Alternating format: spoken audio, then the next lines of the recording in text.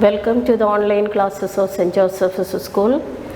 Today, the last part of the lesson, we learn India, land and people. We know that many tribes came and settled in India. So, primitive men came into existence at the same time in India and Eastern South Africa. By attracting the prosperity of India, many tribes came and settled here. We can see the remains of all the tribes in India. Then Dravidians were the first inhabitants of India. But our historians and anthropologists and all are says that before Dravidians, here we had 6 other ancient tribes. So today we are going to learn about that ancient tribes including Dravidians. The first people who came to India were Negritoids. Negritoids, or we can say they were Hapsi people. They also known as a Hapsi. They came from Africa via Balochistan to India. They came from Africa, then via Balochistan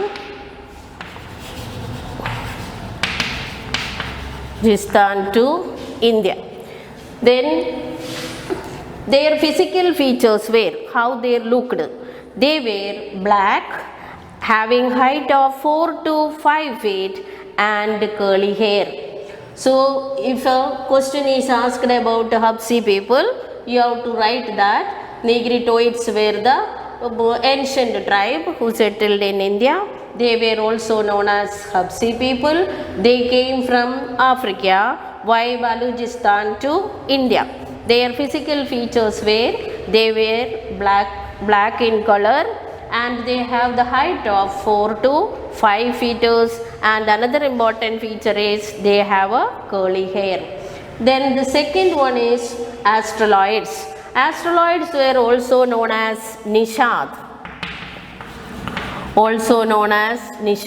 Aryans called them Nishad people. They came from Southeast Asia. These Australoid people came from Southeast Asia. They came from Southeast Asia. Their physical features were they were also black skin with broad head, flat nose and short in height. So both Negroids and Australoids were black in color. Here Australoids have a special feature, they have a flat nose and they are also short in height. Aryans who came later onto India called them Nishad. So if question asked about Nishad people, you have to write about Australoids. The origins of, in India, now we can see the origins of the different tribes like Kol, Munda and Kashi. Kashi tribes of Myanmar have similarities to these Australoid people. So these Australoid peoples can be seen, or the similarities of these Australoid peoples can be seen in the tribes Kol, Munda and Kashi. And their contribution in the development and culture and civilization is great. Means each and every tribe contribute to the culture of India. Then they made clay utensils, wore cotton clothes and knew many other skills. So they had great religious beliefs also. We learned in the lesson heritage. Heritage itself says that these are the things passing to the next generation every time. So all these tribes dravidians passed from generation to generation, and many things we are following now also. Then the next is Dravidians. Dravidians were the most ancient inhabitants of India. They were considered as the direct descendants of Stone Age civilization. Stone Age civilization, direct descendants of Stone Age civilization and creator of Mohenjo-daro culture. Mohenjo-daro culture. Creator of Mohenjo-daro culture. The tribes which came from north survived with their language and cultural features. Later they were only called as Dravidians. So that means earlier they settled in the northern part of India. Later when the Aryans' influence increased in the northern regions, they shifted to southern side, and now also we can see the Dravidians in the southern part of India. Then the Dravidians gave the concept of, their contribution is also very immense. They gave the concept of God as a father, God as a father, that also Shiva, and a goddess, and goddess as a mother, Parvati. So the concept of God and goddess or father and mother, that is Shiva and Parvati, is given by Dravidians, and they had the tradition of worshipping nature. Second, they worshipped nature.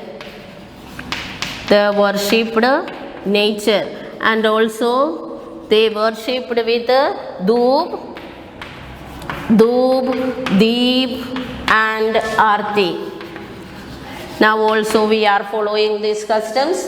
In our prayers also we use the dhoob, deep and arti. So this tradition we have got from the Dravidians. And other than that, they also worshipped the natural things like animals and sun and all. The original deities of Dravidians have been accepted by the Aryans and were re-established by them as a god of culture with the pace of time. Then when the Aryans increased, Aryan culture was deeply internalized with the Dravidians, and we can see the intercaste marriages. We can see the intercaste marriages. So these intercaste marriages played an important role in Indianizing these tribes. So intercaste marriages took place. Then also they had a matriarchal form of family. Matriarchal form of a family. That means after the marriage, boy goes to girl's house and stay there. Now we are following the patriarchal form of this family system. So Dravidians progressed a lot in different crafts and arts like building of boat and raft, weaving, spinning, dyeing, etc. So they also were known were different crafts.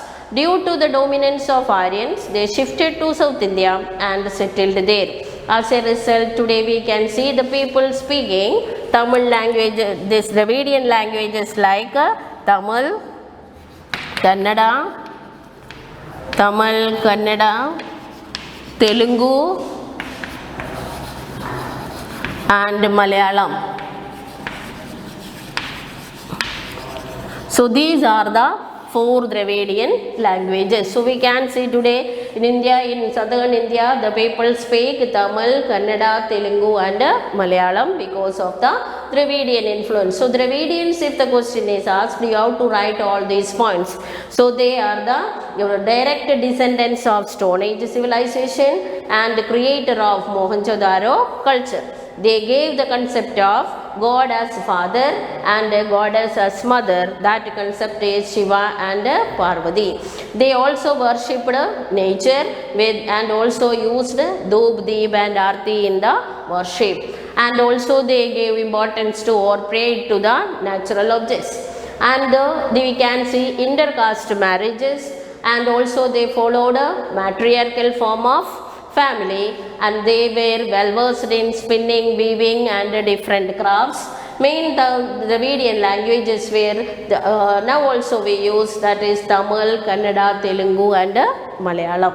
Then the next we will see the next type, other tribes. Apart from these Negritoids, Australoids and Dravidians, Mongoloids, Alpine, Dinaric and Armenoids were here, where the different tribes settled in India.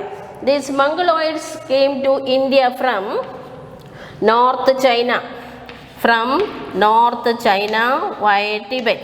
They came from North China and settled at Assam, Sikkim, Bhutan, West Bengal, etc. They gradually Indianized themselves.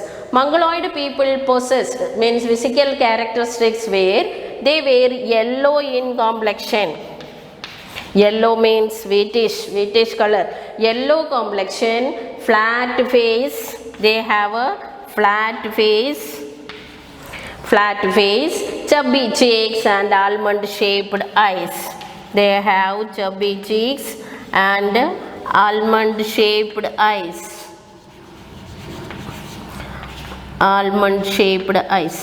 So these are the physical features of these Mongoloids. They came from North China and settled at Assam.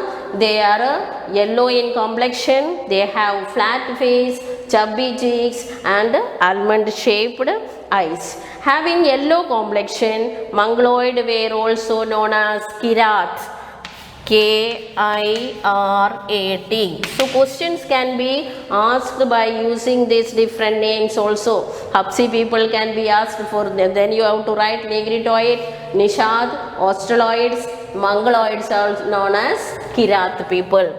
So Kirat, if it is asked, you have to write about Mongoloids.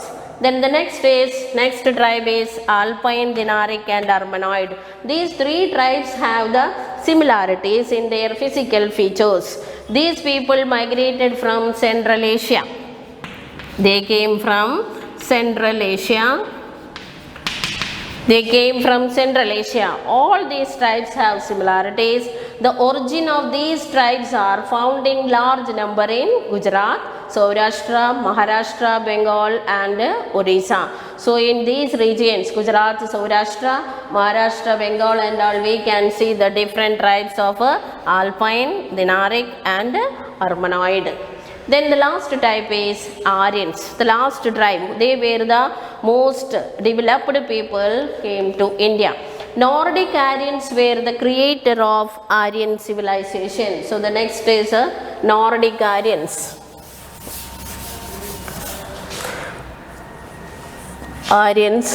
Nordic Aryans. They were known as Nordic Aryans. They were the creator of Aryan civilization.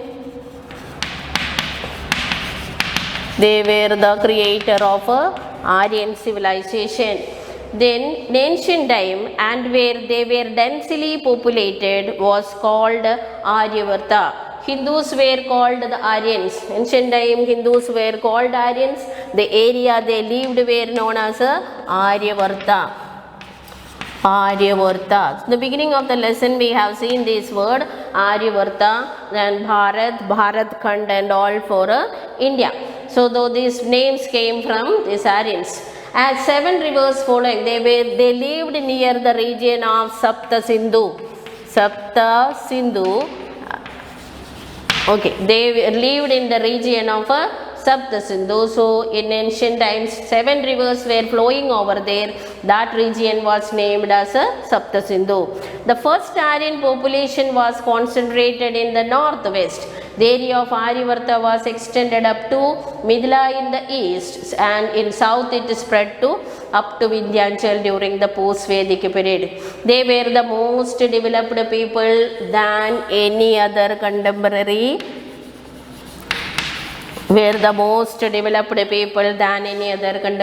tribes. This vast land was recognized with Bharat Bhumi, Bharat Khand and Bharat Varsha. Then Aryans, then their special, what all things they contributed. They also were the nature lovers. They worshipped sun, then the plants and the earth with the first trees, rivers, mountains, wind, rain, etc.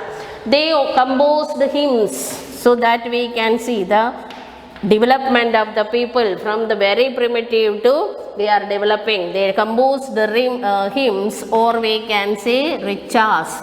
Hymns or riches were composed. These hymns were used in times of prayer. In course of time, some religious ceremonies like recitation of Vedas, performing yajna and other activities became prevalent. So after that, they only followed the recitation of Vedas. During the prayer time, they started recitation of Vedas and also yajnas. Yajnas also were followed by them. There was a fine amalgamation of those tribes with their specific style of living, and harmonious culture was formed. This means all these tribes had a fine amalgamation of their culture, and India have got a particular culture. Foreigners and Indian tribes amalgamated in such a way over a long period of time that they lost their individual identity. The Negritoids lost their individual identity, they became Indians.